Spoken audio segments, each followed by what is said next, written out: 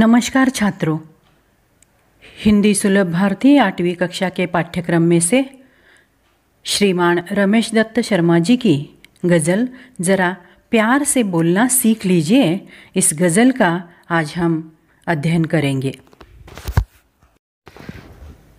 ज़रा प्यार से बोलना सीख लीजिए। रमेश दत्त शर्मा जी 50 वर्षों से पत्र पत्रिकाओं, रेडियो और टीवी के माध्यम से वैज्ञानिक दृष्टिकोण का प्रचार प्रसार करते रहे। आपको विज्ञान लेखन में दर्जन से अधिक पुरस्कार मिल चुके हैं। आप कक्षा 7वीं 8वीं से ही स्थानीय मुशायरों में चचा जलेसरी के नाम से शिरकत करने लगे थे। छात्रों, वाणी की मधुरता सामने वाले का मन जीत लेती है। प्रस्तुत गज़ल के शेरों में रचनाकार शर्मा जी ने प्रेम से बोलना, सही समय पर बोलना, बोलने से पहले विचार करना, आत्मनियंत्रण रखना, मधुरभाषी होना आदि गुणों को अपनाने के लिए प्रेरित किया है। आपका मानना है, यानी कि शर्मा जी का मानना है कि हमेशा होठ सीख कर बैठना उचित नहीं है। आवश्यकतानुसार आक्रोश प्रकट करना भी ज़रूरी है। यही सीख इस गज़ल से हमें मिलती है। छात्रों, अब हम गज़ल की शुरुआत करते हैं। पहली 2 पंक्तियाँ। वाणी में शहद घोलना सीख लीजिए, ज़रा प्यार से बोलना सीख लीजिए। इसका भावार्थ यही है, हे मानव, अपनी वाणी में शहद जैसी मिठास घोलना सीखो। शहद यानी मध, अर्थात मधुरभाषी बनो। तुम दूसरों से मीठे शब्दों में बात करो। जब भी बोलो प्यार से बोलो, जब आवश्यकता हो तभी बोलो। गज़ल की दूसरी 2 पंक्तियाँ। चुप रहने के यारो बड़े फ़ायदे हैं, जुबान वक्त पर खोलना सीख लीजिए। इसका अर्थ, अनेक अवसरों पर हमें बोलने की आवश्यकता नहीं होती, तब भी हम सलाह मशवरा दिया करते हैं। दोस्तों, चुप रहने के अनेक लाभ हैं।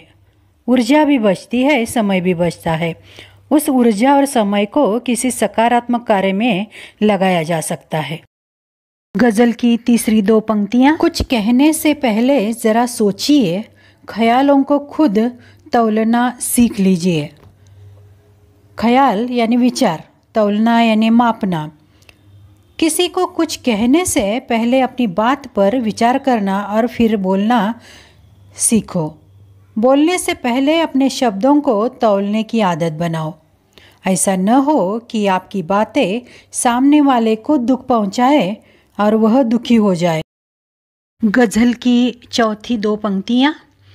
तू तड़ाक हो या फिर हो तू मैं, अपने आप को टोकना सीख लीजिए।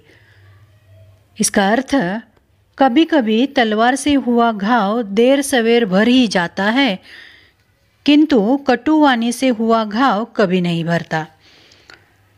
टोकना यानी रोकना। समय असमय हमें याद आकर मार्मिक पीड़ा पहुंचाया करता है। इसीलिए यदि बातचीत के दौरान वैचारिक मतभेद हो, एक दूसरे पर आरोप प्रत्यारोप की स्थिति उत्पन्न हो, तो अपने आप को टोक कर चुप रहना सीखो। गज़ल की 5वीं 2 पंक्तियाँ। पटाखे की तरह फटने से पहले रोशनी के रंग घोलना सीख लीजिए। इसका अर्थ, छात्रों, किसी भी परिस्थिति में दूसरे पर क्रोध में फट पड़ने के स्थान पर प्यार का प्रकाश फैलाना कहीं उचित है, क्योंकि क्रोध की प्रतिक्रिया में क्रोध ही मिलेगा और बात हाथ से निकल जाएगी। यहाँ पटाखे की तरह फटना यानी झगड़ा करना और रोशनी का अर्थ प्रकाश। गज़ल की छठी 2 पंक्तियाँ। कटु वचन तो सदा बोते हैं कांटे, मीठी बोली के गुल रोपना सीख लीजिए। कटु वचन यानी कड़वे बोल, गुल यानी फूल, रोपना यानी पौधे लगाना। छात्रों, यह तथ्य कभी नहीं भूलना चाहिए कि कड़वी बोली हमेशा संबंध बिगाड़ती ही है। कटु वचनों से कांटे ही मिलते हैं। कटु वचन ऐसे बीज है जिनके फलस्वरूप कांटों रूपी फसल ही मिलती है। अतः कटु वचनों का त्याग करके मीठी बोली रूपी फूल के पौधे लगाओ। छात्रों, गज़ल की 7वीं 2 पंक्तियाँ। बात बेबात कोई चुभने लगे तो बदलकर उसे मोड़ना सीख लीजिए। बेबात का मतलब बिना बात। यदि बात करते करते कोई ऐसा प्रसंग आ जाए कि किसी की बात आपको या आपकी बात दूसरों को चुभने लगे तो बात को प्यार के मोड़ पर लाना सीखो ताकि वातावरण की कटुता दूर हो जाए। गज़ल की अंतिम 2 पंक्तियाँ। ये किसने कहा होंठ सी करके बैठो, ज़रूरत पे मुंह खोलना सीख लीजिए। गज़लकार रमेश दत्त शर्मा जी कहते हैं, इस बात का भी ध्यान रखना चाहिए कि हमें अनुचित बात पर होंठ सीकर यानी चुप भी नहीं बैठना चाहिए। कहीं कोई किसी प्रकार का अन्याय कर रहा हो या अत्याचार हो रहा हो तो उस समय चुप रह जाना भी अन्याय ही होगा।